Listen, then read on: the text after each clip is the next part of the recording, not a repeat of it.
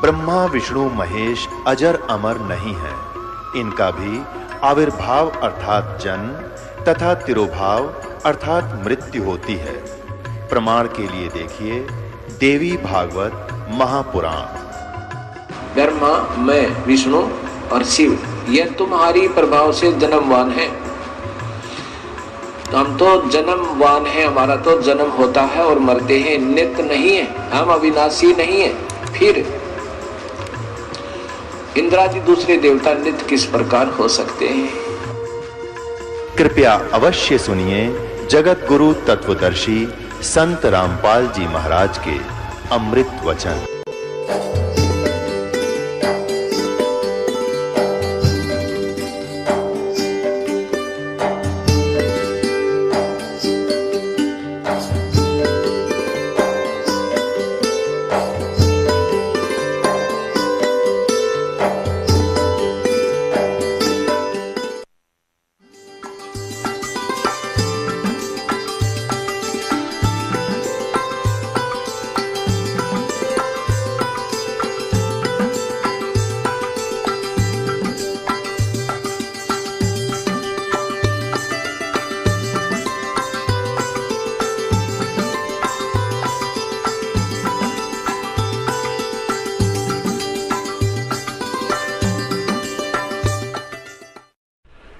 कर जोरूं विनती करूं, धरूं चरण पर शीश। गुरु राम देवानंद जी महाराज ने दियो नाम बख्शीश। कोटि कोटि सिजदा करूं,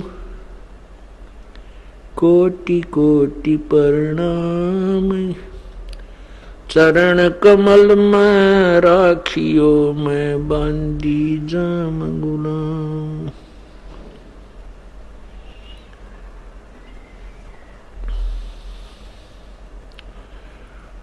जय इब के सतगुरु मिले, सब दुख आँखों रोए। चरणों ऊपर शीस रखूं, कहूं जो कहनी हो। कबीर गुरु जी मिलेंगे, पूछेंगे कुशलात। आद अंत की सब कहूं, अपने दिल की बात।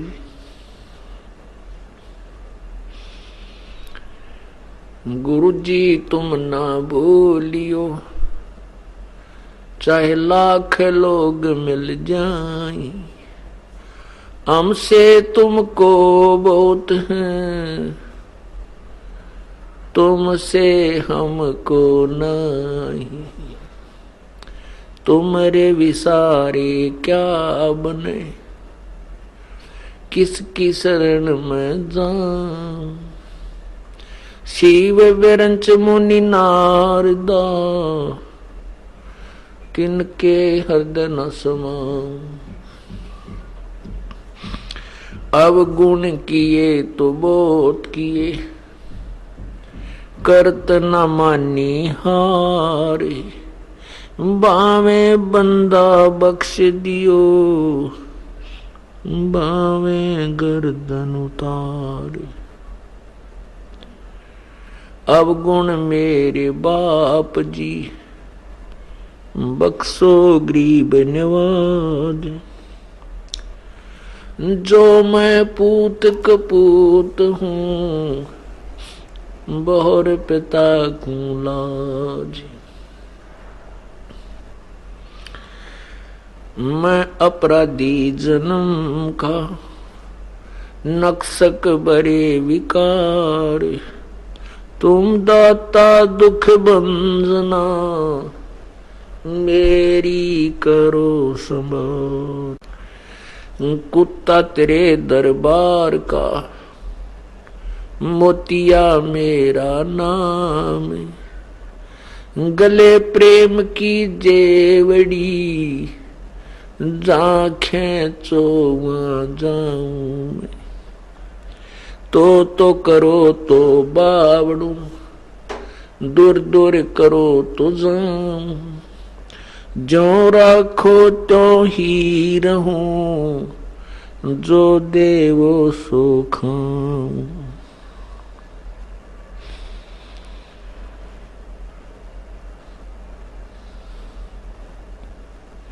बंदे तू कर बंदगी,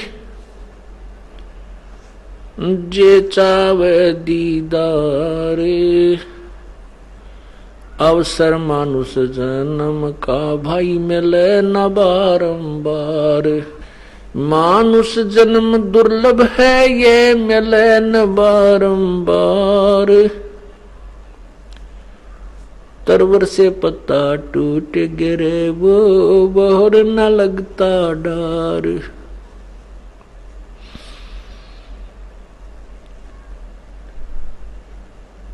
पतझड़ आवत देख कर बन रोवे मन माही। ये ऊंची डारी पात थे अब पीले हो जाही। पात झड़ता न्यू कहे सुन भई तरवर राय। अब के बिछुड़े नहीं मिले न जाने कहाँ गिरेंगे जाए।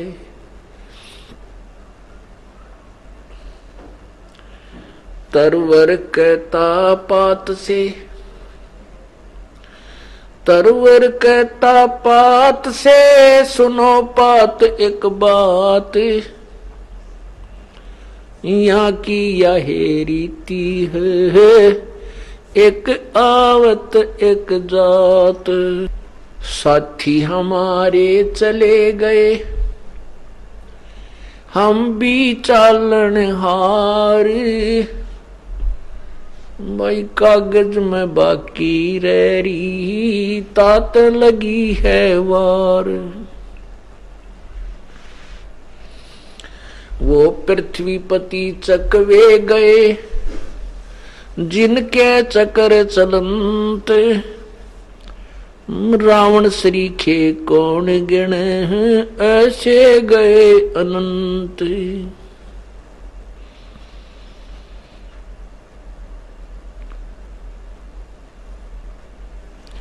लूट सको तो लूटियो राम नाम की लूटी।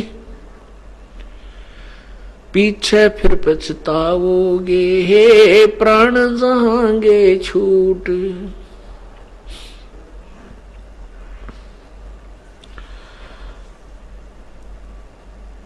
राम रटत कोढ़ी भलो चू चू पड़े जो चाम।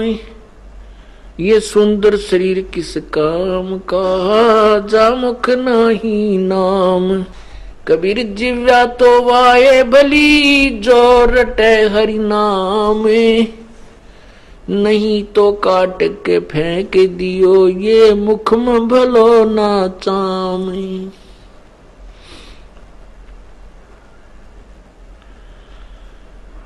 राम रटत कन्या भली साकट भलो न पूत।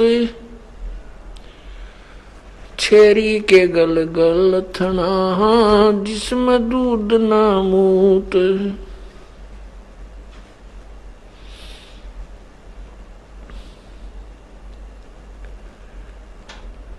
परम पिता परमात्मा सारी सृष्टि के रचनहार कुल मालिक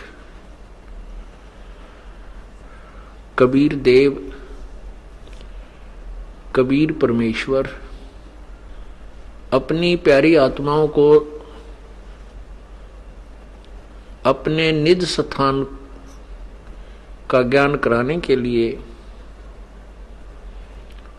स्वयं ही इस धरातल पर आते हैं और अपने तत्व ज्ञान का वो प्रचार करते हैं। आज आपने सत्संग में सुना कि अपनी प्यारी आत्मा धर्मदास जी को वो तत्व ज्ञान बताया कि ये काल कौन है, ब्रह्मा विष्णु महेश, ये तीनों की क्या स्थिति है, ब्रह्मा विष्णु महेश के माता पिता कौन हैं, हमारे साथ ये धोखा क्यों हो रहा है, हमारे को इतनी प्रताड़ना क्यों दी जा रही है। हमें ये मालूम है कि हमारे अगले श्वास का कोई विश्वास नहीं है कि ये आएगा कि नहीं। परमात्मा कहते हैं कि नहीं भरोसा देह का, ये विनस जावे छिन माही।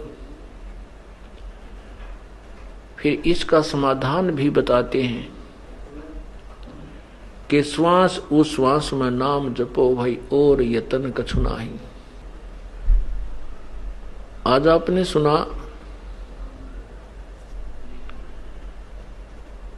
परमात्मा जब आते हैं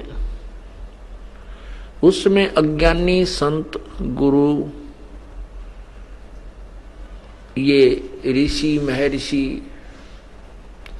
काल के द्वारा भ्रमित किए हुए दंत कथाओं को सुना करके प्रभु प्यासी आत्माओं को दिशा भ्रष्ट रखते हैं और इतनी पथ भ्रष्ट कर चुके होते हैं कि उनको रीसेट करने में भी बहुत समय लगता है। उनको दोबारा उसी लाइन पर लाने में अति कठिन प्रयत्न करना पड़ता है। उनके विषय में जैसे आपने सुना कि धर्मदास ये जग बौराना और कोई न जाने पद निर्वाणा, ये शब्द जो परमात्मा ने कहे यही हम और आप अन्य श्रद्धालुओं को कहते हैं कि भी जिन संतों की तुम शरण लिए हो उनके पास मोक्ष मार्ग नहीं है।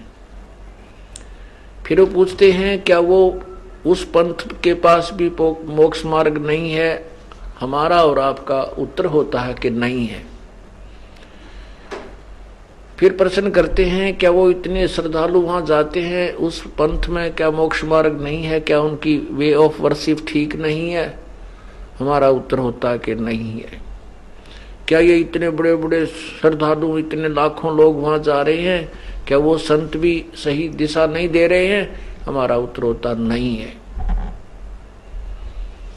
फिर जो पुण्यात्मा होते हैं वो तो ये कहते हैं फिर भी हमें बताओ किसके पास है वो मार्ग।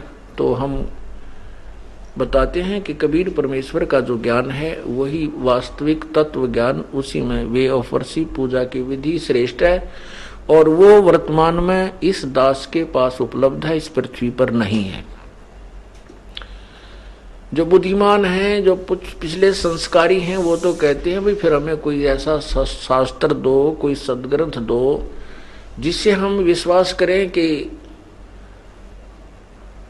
आपके गुरुदेव के पास अर्थात संत रामपाल दास के पास वास्तव में यथार्थ ज्ञान है। तो पुण्यात्मा तो शास्त्र पढ़ते हैं, फिर निर्णय लेते हैं, जो उसके अंदर निर्णायक ज्ञान दे रखा है उसको स्वीकार कर लेते हैं। और जो न ज्ञान सुनते हैं न सदग्रंथ देखते हैं, वो कह देते हैं कि ये नहीं जचती हमारे, ये बात आपकी उचित नहीं लगती कि आप सबको रिजेक्ट कर रहे हो और केवल अपने आप को ही एक महान सिद्ध करने की चेष्टा कर रहे हो, अभिमान करते हो। नहीं, अभिमान का तो नामो निशान नहीं है। अभिमान और भगवान का बिल्कुल विपरीत मार्ग है। इस चीज से हम पूर्ण परिचित है कि जिस दिन इस प्राणी में अभिमान आ जाएगा परमात्मा दूर हो जाएगा। इतनी दूर हो जाएगा कि उसको निकट लाना बहुत मुश्किल हो जाएगा, बहुत कठिन होगा। इसलिए अभिमान नाम की तो कोई वस्तु होगी ही नहीं हम हमारे अंदर, क्योंकि हम तत्व ज्ञान से परिचित हैं। लेकिन हम सत्य ज्ञान हमें ऐसा प्राप्त है कि हम ये कह सकते हैं कि किसी के पास और ये भक्ति मार्ग नहीं है। इसको चाहे अभिमान समझो या एक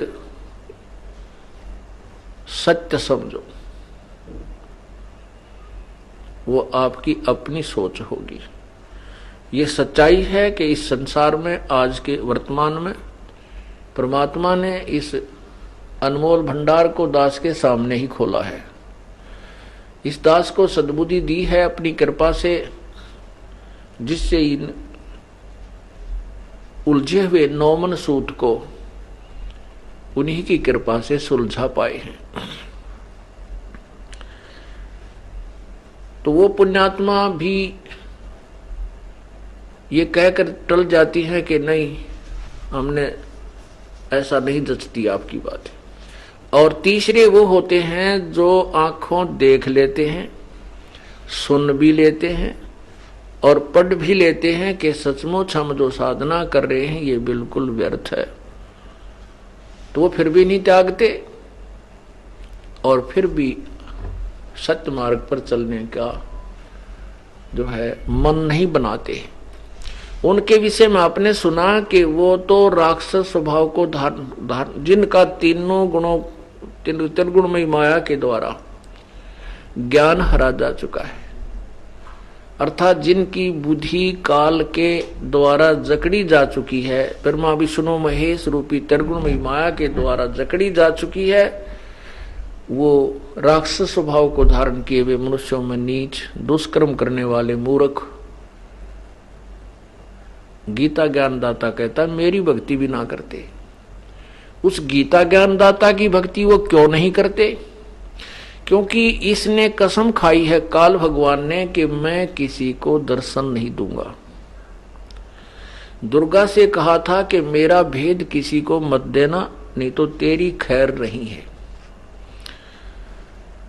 और मैं किसी भी साधना से, ना वेदों में वर्णित विधि से, ना किसी तप से, ना जप से, ना किसी क्रिया से मैं किसी को दर्शन नहीं दूंगा। ये मेरा अविनाशी नियम होगा। अब इसका काल रूप है जो इसने गीता के अंदर दिखाया अर्जुन को। इस रूप को, अपने वास्तविक रूप को ये किसी को दर्शन नहीं दिखाता, इस रूप में किसी के समक्ष नहीं आता। अब ये क्या करता है, जैसे कोई ऋषि साधना करता है अपनी सोच या दंत कथा के आधार पर या काल के द्वारा भ्रमित ज्ञान के आधार से वो परमात्मा को निराकार मान करके समाधिस्थ होने की चेष्टा करता है और शरीर के अंदर प्रकाश देखने की चेष्टा करता है। अब वो प्रकाश देखने की चेष्टा कर रहा है तो उसको साधना करते करते जब काफी समय हो जाता है तो ये काल भगवान उसको या तो विष्णु रूप में दर्शन देता है, या शिव रूप में दर्शन देता है, या ब्रह्मा रूप में दर्शन देता है। तो वो साधक ये सोच लेता है कि ये विष्णु जो है यही भगवान है। मैंने समाधि दशा में इसका साक्षात्कार किया है। फिर वो ऋषि वहां से उठकर चल पड़ता है कि मुझे भगवान मिल गया। वो कहां जाता है? विष्णु जी के पास पहुंच जाता है।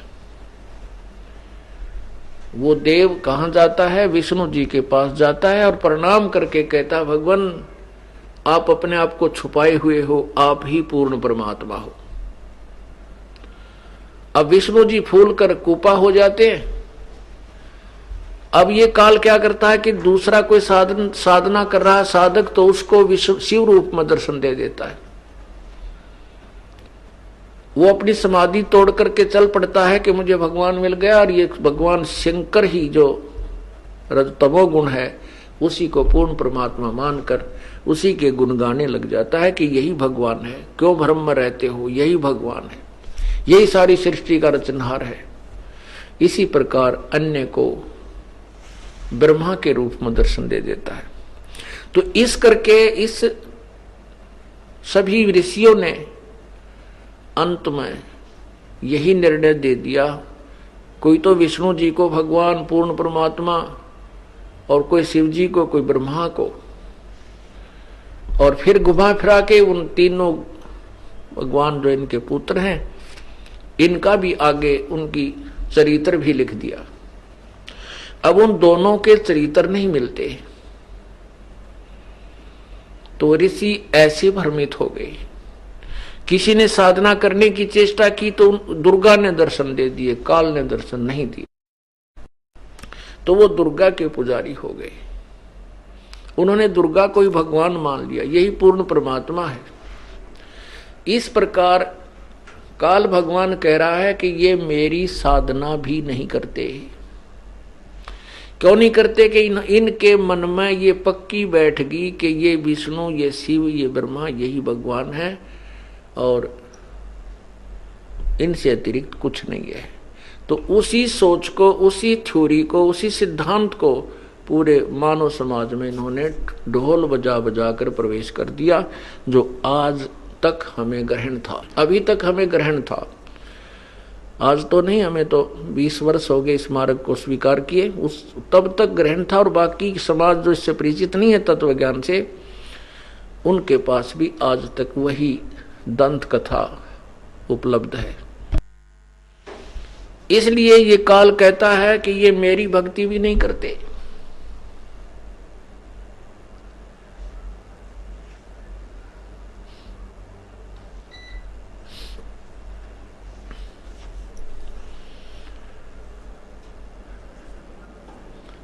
आपने सुना था कि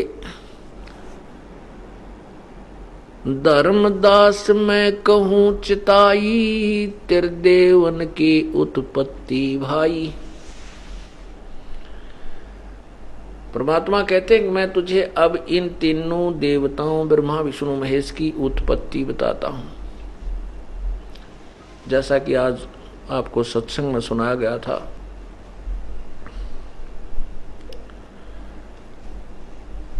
और फिर परमात्मा ने बाद में कहा है कि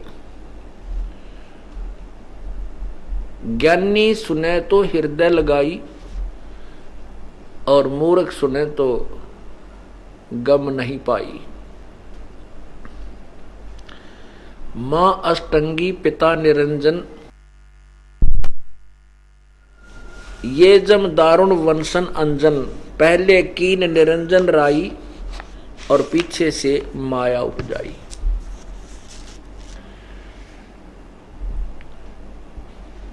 ये आप सुबह सुन चुके हैं, आगे सत्संग को सुनाते हैं। तीन देव और अवतारा, ताको भजे सकल संसारा। तीन गुणों का ये विस्तारा, धर्मदास में कहो पुकारा। ये तीनों गुण, रजगुण ब्रह्मा, सतगुण विष्णु, तमगुण शिव जी का ही ये फैलाया हुआ जाल है।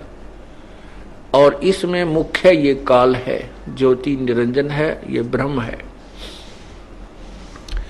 तीन गुणों की भक्ति में ये भूल पड़ो संसार, कहे कबीर निज नाम बिना कैसे उतरे पार।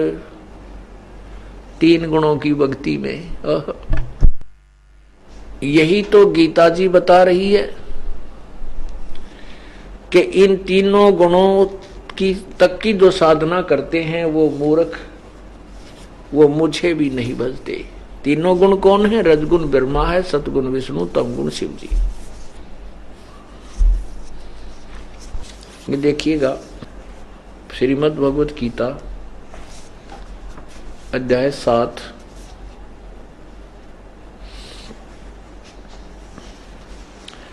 ये मंत्र 13 है। इसमें कहा है गुणों के कार्य रूप सात्विक, राजस और तामस, इन तीनों प्रकार के भावों से ये सारा संसार प्राणी समुदाय मोहित हो रहा है। इसलिए इन तीनों गुणों से परे मुझ अविनाशी को नहीं जानता। वैसे तो इसका अर्थ सुबह बताया था, वो है कि ये कहता है कि ये लोग जो ब्रह्मा विष्णु महेश तीनों गुणों तक की साधना पर आधारित हैं, ये मुझे और उस अविनाशी को नहीं जानते। तो इससे सिद्ध है कि इन तीनों गुणों से परे, अर्थात रजगुण ब्रह्मा है, सतगुण विष्णु है, तमगुण शिव जी। अब यहां ये प्रकरण क्लियर करना आवश्यक हो जाता है कि रजगुण ब्रह्मा है, सतगुण विष्णु है, तमगुण शिव जी। पुण्यात्माओं, ये सत्संग सथल है। सत्संग का अर्थ होता जहां पर केवल सच्चा ज्ञान प्रचार किया जाए, जिसमें कोई झूठ मिलावट ना हो, उसको सत्य संग कहते हैं। जिसमें झूठ का कोई भी काम ना हो वही सत्संग कहलाता है। यहाँ पर केवल सत्संग है और अन्य स्थानों पर आपने सत्संग के स्थान पर कुसंग सुना है। वह सत्संग नहीं था, केवल भ्रमित करने का एक सेंटर केंद्र बना रखा उन लोगों ने और जनता को भ्रमित करके काल के जाल में पूर्ण रूप से फंसा दिया है। और इस सत्संग स्थल पर ये सत्संग स्थल जो है ऐसा है जिसमें ये ऐसा विद्यालय है जिसमें पहली कक्षा के बच्चे भी आते हैं और दूसरी कक्षा के, तीसरी कक्षा के और अंतिम कक्षा के भी बच्चे इसमें आते रहते हैं। तो प्रत्येक को यहाँ पर जो है पढ़ाया जाता है। जो पुण्यात्माएं बार बार सत्संग में आ रहे हैं वो ये ना सोचें कि ये कथाएं तो प्रत्येक बार महाराज जी वही लगभग मिलती जुलती ही सुनाते हैं। पुण्यात्माओं, ये तो केवल उन लोगों के, उन भक्तों के, श्रद्धालुओं के मन में आ सकता है जो हमारे सत्संग को अभी तक सुन नहीं पाए, अन्यथा नहीं आएगा। फिर भी अगर ऐसा कुछ आता है तो वो अभी पापग्रस्त है, उसके ऊपर पापों का प्रभाव अर्थात वो जबर चढ़ा हुआ है। जैसे परमात्मा कहते हैं तुलसी पिछले, कबीर जी कहते हैं कबीर पिछले पाप से हरि चर्चा ना भावे और के ऊँग या उठ चले ना और बात चलावे। पिछले पाप के दबाव से परमात्मा की चर्चा अच्छी नहीं लगती और वो क्या करता है, या तो ऊँगने लग जाएगा थोड़ी सी देर में या कोई और चर्चा शुरू कर देगा। कोई बात याद आ जाएगी बिजनेस और व्यापार की या घर बार की और उसको कोई कह दे कि भाई बोलना मत, आनंद सारा। तो सभी तो ऐसे नहीं होते, कुछ तो ऐसी पुण्यात्मा जिनको एक एक शब्द की चाह होती है, क्योंकि उनको भूख लगी होती है, वो निरोग होते हैं, अर्थात उनको पाप कर्मों का जबर नहीं होता, तो उनको टोकते हैं, रोकते हैं, भाई मत बोलना मत। वो आदत से लाचार होते हैं, उनको दोबारा फिर टोक दिया जाता है तो वो उठ कर चल पड़ता है। परमात्मा उनके लिए कहते हैं कि कबीर पिछले पाप से हरि चर्चा ना भावे सुहावे, या तो ऊँग या उठ चले ना और बात चलावे। तुलसीदास जी कहते हैं कि तुलसी पिछले पाप से हरि चर्चा ना भावे और जैसे जबर के बेगते में भूख विदा हो जावे। जिस व्यक्ति को बुखार बना हो, जबर चढ़ा हो, उसको मनुखा दाख जो मीठी होती है, सेब संतरे फल जो स्वादिष्ट होते हैं और प्रतिदिन आहार करने वाला जो पदार्थ है वो रोटियां भी कड़वी लगती है, मुंह की तरफ नहीं की जाती, उल्टी गिरने को हो जाती है। तो उस बुखार ने उस रोगी की व्यवस्था, शरीर की व्यवस्था को इतना कंडम कर दिया, इतना बिगाड़ दिया कि मीठी वस्तु भी कड़वी लग रही है, प्रतिदिन खाने वाला आहार भी कड़वा लग रहा है, अस्वादिष्ट लग रहा है। अब उसका ट्रीटमेंट क्या है, उसका हल क्या है, उसका जो उपचार क्या है कि बुखार उतारने के लिए कड़वी दवाई ही खानी पड़ती है, चाहे रुचि हो या ना हो। अरुचि होते हुए भी कड़वी दवाइयों की फांकी लगानी पड़ती है, कुनीन खाना पड़ता है। और उसी से वो स्वस्थ होगा, अन्यथा वो अपने जीवन से हाथ धो बैठेगा। और जब वो स्वस्थ होने लगता है, बुखार कम होने लगता है, थोड़ी सी रुचि बनने लगती है, जब वो पूर्ण रूप से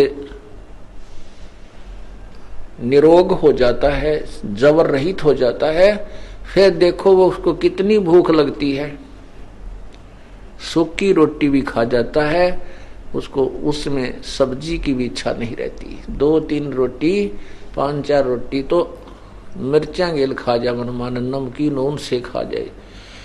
तो वो ऐसा क्यों हुआ? क्योंकि उसका जो बुखार था वो उतर गया है, वो स्वस्थ हो गया। ठीक इसी प्रकार जिन पुण्यात्माओं को सत्संग प्राप्त हुआ, और सत्संग में आने से सत्संग सुन, पहले तो सत्संग की बातें अच्छी नहीं लगती, क्योंकि हमने रागनी सुन रखी, हमने फिल्मी गाने सुन रखे, वो डांस देख रखे, सारी बकवाद भीतर भर रखी। वो क्यों अच्छी लागे? भगवान की चर्चा, क्योंकि हमारे अंदर वो सारा कबाड़ भरा। तो उसको निकालने के लिए ही सत्संग सुनना आवश्यक है। और वो आपको कुछ समय के उपरांत ऐसा आनंद आएगा इस परमात्मा की वाणी में, आपको ना रागनियां अच्छी लगेंगी। जब आप पूर्ण रूप से निरोग हो जाओगे, जब आपके ऊपर पाप कर्मों का दबाव नहीं रहेगा और प्रभु की तरफ रुचि बढ़ेगी, तो उस समय आपको ना कोई फिल्मी गाने अच्छे लगेंगे, ना कोई इधर उधर की कोई बकवाद बात करेगा, वो भी आपको कतई नहीं सुहावेगी, वहां आप बैठ भी नहीं सकोगे। और पहले परमात्मा की चर्चा में रुचि बिल्कुल नहीं बनी थी। तो पुण्यात्माओं, जैसे कोई भक्त यहाँ पहली बार भी आते हैं, और कुछ ऐसे भी हैं जिन्होंने सत्संग सुन रखे अन्य संतों के, वहां कहते ढोलकी ढोलकी बाजरी होगी, का हारमोनियम चल रहे होंगे। और कई ऐसे स्थान भी हैं जहां डांस करने लग जाते हैं, कहीं कुछ करते हैं। तो उसने जो वैसे सुन देख रखे हैं, तो वो भी उसी रंग में रंगा हुआ होकर के यहाँ कुछ दिनों तक तो ऐसे ही विचलित रहेगा कि वहां तो ऐसा देखा था, वहां ऐसा देखा था। लेकिन आपने जो यहां देखा होगा कहीं नहीं देखा होगा, और ना ही देख पाओगे। कहने का भाव यह है कि जब भक्तात्मा सत्संग में आते हैं और बेशक रुचि ना हो, प्रभु की चर्चा सुनते रहिए। भले ही प्रथम बार जो आता है उसको लगता है नहीं ये झूठ बोल रहा है, नहीं ऐसे नहीं होगा, ऐसे नहीं होगा। और जब आपके समक्ष प्रमाण आएंगे, आप दांतों तले उंगली दबाओगे। एक बार ये दास जब हमारा साथ इस पे आस्था चैनल पर प्रोग्राम आया करता था, तो उन नकली गुरुओं ने, ऋषियों ने, उनके अनुयायियों ने विरोध करके वो बंद करवा दिया। फिर हमने सोचा कि जन साधारण गांव शहर में जाकर के सत्संग करें। वहाँ करने लगे। हम महाराष्ट्र में भी गए, इसमें गुजरात में भी गए, राजस्थान में भी गए, हरियाणा के अंदर भी प्रारंभ किए। बाद में वो भी नहीं अच्छे लगे, वहाँ भी विरोध बहुत ज़्यादा बढ़ गया। तो हमने सत्संग करना फिर वहाँ बाहर बंद कर दिए।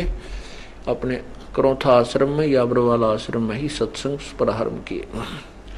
वहाँ भी ना सो आए दुष्ट आत्माओं ने, क्योंकि ये तो मानव जीवन के शत्रु हैं, कीड़े हैं। इन्होंने तो इनको खाना है, विनाश करना है, ठेका ले रखा कालते हैं। लेकिन अब परमात्मा ने ये अपना प्रोग्राम जो है फुल स्विंग पर चलाना है, इसको कोई नहीं रोक सकेगा। ठीक है, आंधी तूफान आते रहते हैं, परंतु बाग बगीचे जो दृढ़ पौधे होते हैं वो डगमग नहीं होते, ना उनको कोई नष्ट कर सकता। भाव यह है कहने का कि वहां एक बुढ़िया बैठी,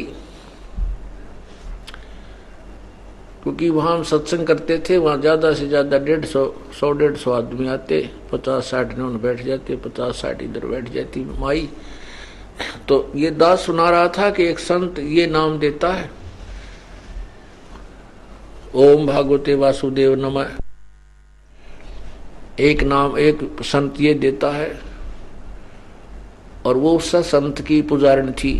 हमने कहा कि ओम के साथ कोई भी अक्षर नहीं लगना चाहिए। गीता जी अध्याय नंबर 8 के श्लोक नंबर 13 में स्पष्ट किया है कि मेरा तो केवल एक ओम नाम है और उसके साथ और कोई मंत्र नहीं है।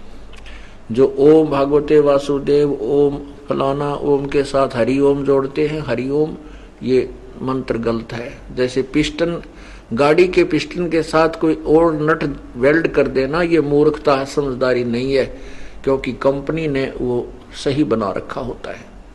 वो केवल अपनी चतुरता दिखाने के लिए और उसको पूर्ण रूप से नष्ट करने के लिए ही उसने, उस अज्ञानी ने ऐसा किया है। ओम के साथ हरि शब्द नहीं लगता।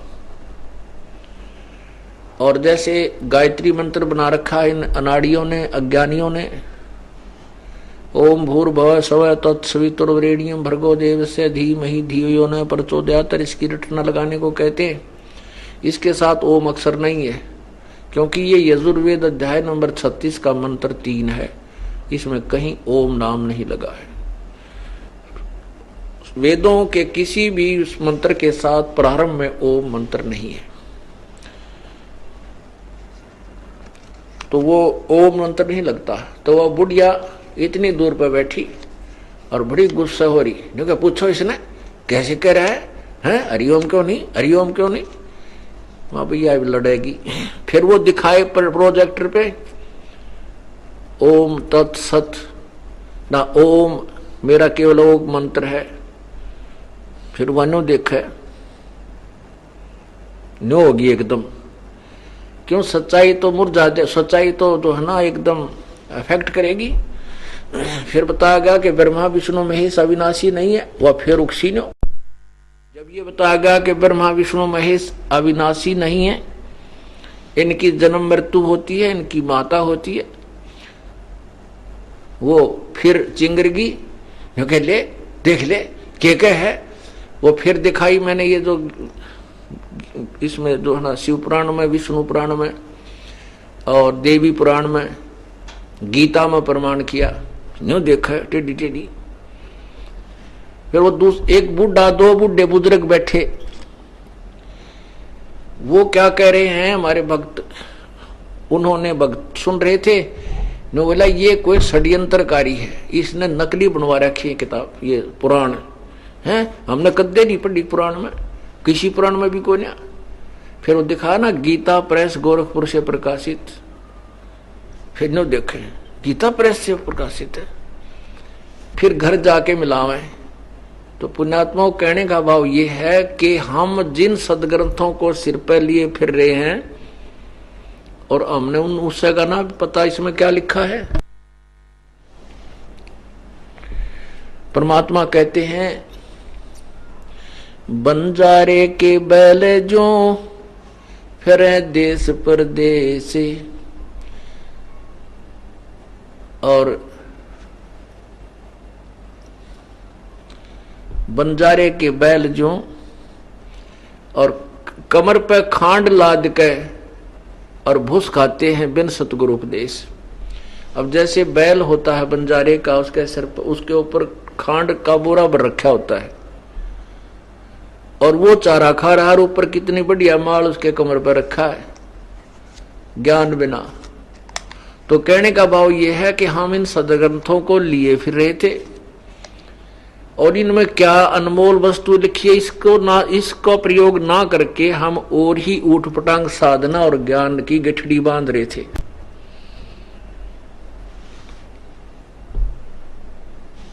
भाव ये है दास का कहने का कि जितनी बार भी प्रभु की चर्चा सुनो उनमें आनंद आना चाहिए, आत्मा गद गद होनी चाहिए।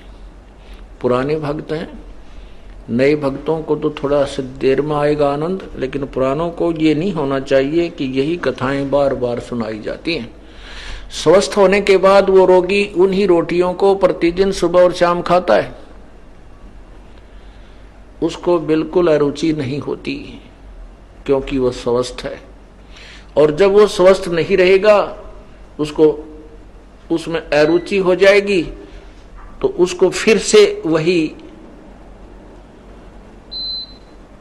ये समझ लेना कि जैसे आपने रोटी में अरुचि है या तो बदहजमी होगी, यानी रोग शुरू हो चुका है, या फिर बुखार की फिर से शिकायत है। उसका क्या इलाज है? उसका इलाज फिर वही है कि कड़वी दवाई खानी ही पड़ेगी। तो किसी कारणवश आपको ऐसा लगता है तो इस उदाहरण को हृदय में धार लेना। तो ना भी रुचि है तो सत्संग सुनते ही रहना, और कुछ देर के बाद फिर ऐसी रुचि आएगी, आनंद आ जाएंगे, क्यों वो थोड़ा बहुत कोई पाप शुरू हुआ था प्रभावित करना, वो फिर समाप्त हो जाएगा। तो इसलिए आपको फिर दिखाया जाता है कि ये स्वयं स्वीकार करते हैं, ब्रह्मा विष्णु महेश स्वीकार करते हैं कि मुझे हम तीनों गुणों से युक्त क्यों कर दिए।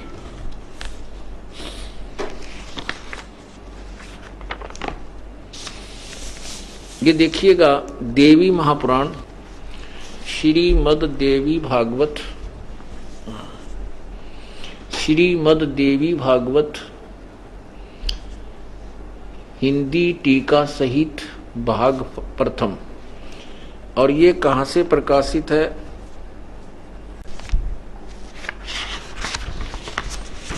ये देखिएगा, अथ देवी भागवतम सभास टीकम सभाषा टीकम सभाटम। प्रकाशक हैं खेमराज श्री कृष्ण दास, प्रकाशन बंबई 4। और इसका अनुवाद करता कौन है? इसके तीसरे स्कंद में, ये प्रकाशक की लिखा है, इसमें अनुवाद करता नहीं मिला। इसके तीसरे स्कंद में लिखा है, ये पृष्ठ है 11 देवी भागवत और अध्याय 5 स्कंद तीसरा, क्योंकि यहां से तीसरा स्कंद प्रारंभ होता है। ये देखो, श्रीमद् भगवते अथ श्रीमद् देवी भागवते भाषा टीका युक्ते तृतीय स्कंद है प्रारंभते। ये तीसरा प्रारंभ होता स्कंद। और यहां देखिएगा, इसमें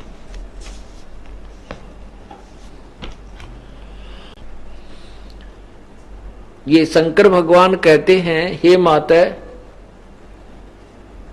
यदि हमारे ऊपर सदा आप दया युक्त हो तो हमको तमोगुण में किस प्रकार प्रदान किया है।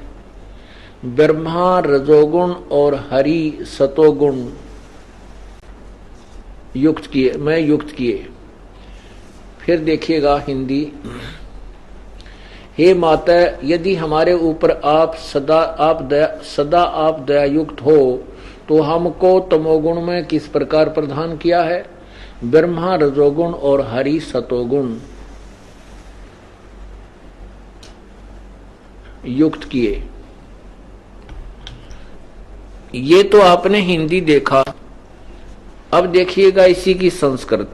इसी में दोनों है, संस्कृत भी है और हिंदी भी। ये देखो, यदि दया धर्मना न सदाम्बिके कथम अहम विहित तमोगुण कमल जय माने कमल से उत्पन्न होने वाले ब्रह्मा, रजोगुण संभव है सुविहित, और किमु सतोगुणो हरि। इसका अनुवाद आप पढ़ चुके हैं। अब इससे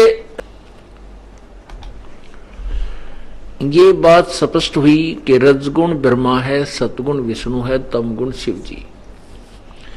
और यही प्रमाण,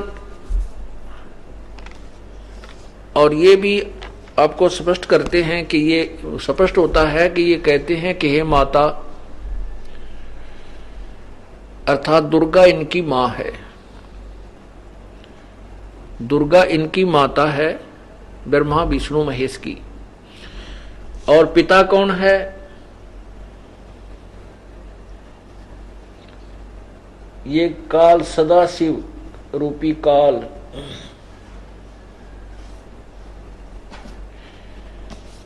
ये देखिएगा शिव पुराण। इस शिव पुराण के अंदर आपको जो सुबह बताई थी वही कथा स्पष्ट होगी। ये श्री शिव पुराण गीता प्रेस गोरखपुर से प्रकाशित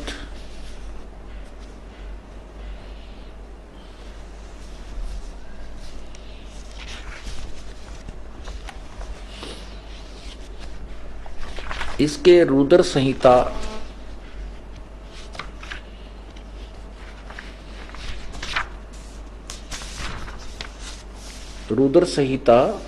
अध्याय नंबर 6-7 आपको पढ़ के सुनाते हैं।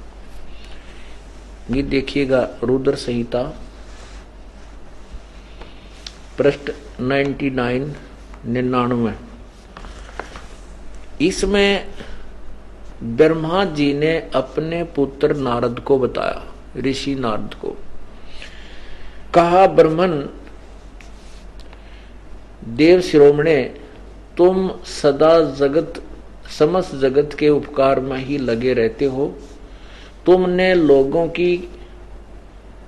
के हित की कामना से बहुत उत्तम बात पूछी है। नारद ने यही पूछा कि ब्रह्मांड का कौन रचयिता है, सृष्टि रचना के विषय बताइए, जिसके विषय में जिसके सुनने से संपूर्ण लोकों के समस्त पापों का अक्षय हो जाता है। यह अनामय शिवतव को मैं तुमसे वर्णन करता हूं। शिवतव का स्वरूप बड़ा ही उत्कृष्ट है और अद्भुत है, जिसमें समस्त चराचर जगत नष्ट हो गया था। सर्वत्र केवल अंधकार ही अंधकार था।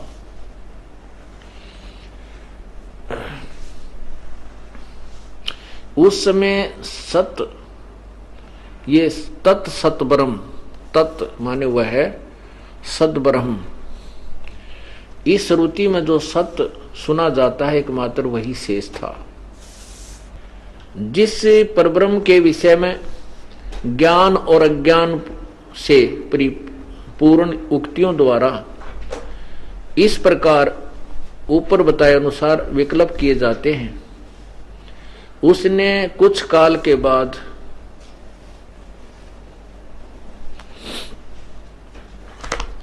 द्वितीय की इच्छा प्रकट की। उसके भीतर एक से अनेक होने का संकल्प उदित हुआ। तब उस निराकार परमात्मा ने अपनी लीला शक्ति से अपने लिए मूर्ति आकार की कल्पना की। यहां देखिएगा, जो मूर्ति रहित परब्रह्म है, परम ब्रह्म है, परम जो मूर्ति रहित परम ब्रह्म है, उसकी मूर्ति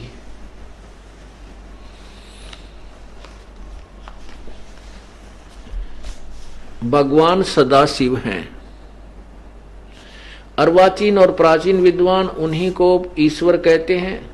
उस समय एकाकी रहकर स्वेच्छानुसार विहार करने वाले उन सदाशिव ने अपने विग्रह से स्वयं ही एक स्वरूप भूता शक्ति की सृष्टि की, जो उनके अपने श्रीअंग से कभी अलग होने वाली नहीं थी। उससे पराशक्ति को प्रधान प्रकृति शब्द याद रखना, ये गीता जी का अनुवाद में काम आएगा। प्रकृति गुणवती माया तत्व, बुद्धि तत्व की जननी तथा विकार रहित बताया गया है। वह शक्ति अंबिका कही गई है। उसी को प्रकृति, दोबारा फिर लिखा है प्रकृति, उसी को प्रकृति, सर्वेश्वरी, त्रिदेव जननी, नित्या और मूल कारण भी कहते हैं। त्रिदेव जननी, तीनों देवताओं की माँ, उत्पन्न करने वाली, जन्म देने वाली, सदाशिव द्वारा प्रकट की गई उस शक्ति की 8 भुजाएं, उस शक्ति के 8 भुजाएं हैं। आगे देखना, जो वे सदाशिव हैं उन्हें परम पुरुष, ईश्वर, शिव, शंभु और महेश्वर कहते हैं। वे अपने सारे अंगों में भस्म रमाए रहते हैं। उन काल रूपी ब्रह्म ने एक ही समय में शक्ति के साथ, ये नाथ नहीं है, शक्ति के साथ शिवलोक नामक अक्षेत्र का निर्माण किया था। उस उत्तम अक्षेत्र को काशी कहते हैं। वह परम निर्वाण व मोक्ष का स्थान है जो सबसे ऊपर विराजमान है। वे प्रिय और प्रियतम शक्ति और शिव जो परमानंद स्वरूप हैं, उस मनोरम क्षेत्र में नित्य निवास करते हैं। वे प्रिया और प्रियतम यानी पति पत्नी रूप में शक्ति और शिव, ये दुर्गा और ये काल, उस परमानंद रूप स्वरूप में उस मनोरम क्षेत्र में नित्य निवास करते हैं। काशीपुरी परमानंद रूपणी है। मुने शिव और शिवा ने प्रलय काल में भी कभी उस क्षेत्र को अपने सानिध्य से मुक्त नहीं किया, इसलिए विद्वान पुरुष उसे अविमुक्त क्षेत्र नाम से जानते हैं। यहाँ देखो, देवर से एक समय उस आनंद वन में रमण करते हुए शिवा और शिव, शिवा ये दुर्गा है, शिव ये काल है। शिवा और शिव के मन में यह इच्छा हुई कि किसी दूसरे पुरुष की सृष्टि करनी चाहिए, जिस पर यह सृष्टि संचालन का महान भार रखकर हम दोनों केवल काशी में रहकर स्वेच्छा अनुसार विचरें और निर्वाण धारण करें। ऐसा निश्चय करके शक्ति सहित सर्वव्यापी परमेश्वर शिव ने अपने वाम भाग के 10वें अंग पर अमृत मल दिया। फिर तो वहां से एक पुरुष प्रकट हुआ जो तीनों लोकों में सबसे अधिक सुंदर था। वह शांत था, उसमें सद्गुण की अधिकता थी तथा वह गंभीरता का अथाह सागर था। इससे सिद्ध होया। अब क्या बताते हैं, फिर उसका नाम क्या रखा, ये देखिएगा।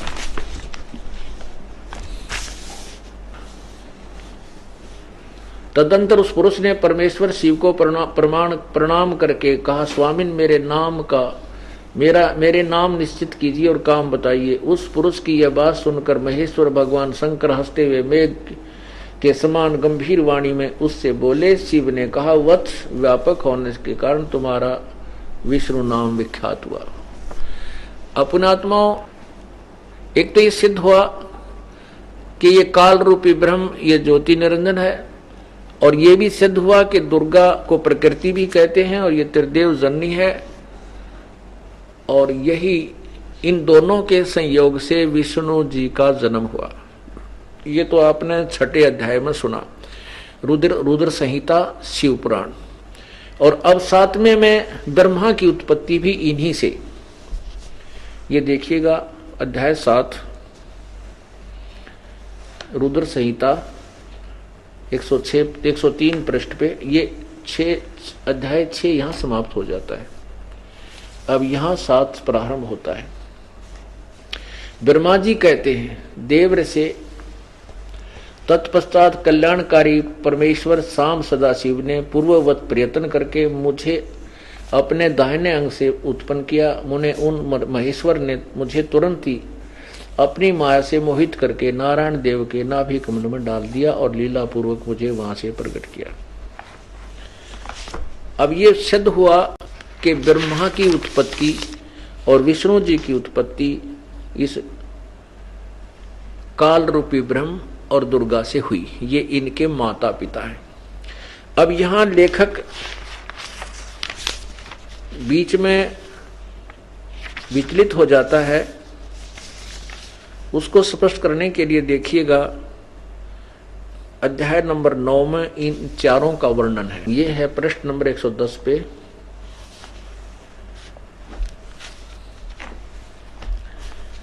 यहां पूरा वर्णन करके बताते हैं, इस प्रकार ब्रह्मा, विष्णु और रुद्र इन तीनों देवताओं में गुण है, परंतु शिव गुणातीत माने गए हैं। अब यहां 4 हो गए, ब्रह्मा, विष्णु, रुद्र और शिव। ये कैसे हैं? सच्चाई छुप नहीं सकती, ये खूब भ्रमित रहे हैं ये लोग। ब्रह्मा, विष्णु, महेश को भी यथार्थ ज्ञान नहीं है। इस कारण से ब्रह्मा जी ज्ञान बताने की चेष्टा कर रहे हैं, कुछ अपनी सोच, कुछ परमात्मा पूर्ण ब्रह्म से सुना हुआ ज्ञान, और इसमें भरा हुआ है।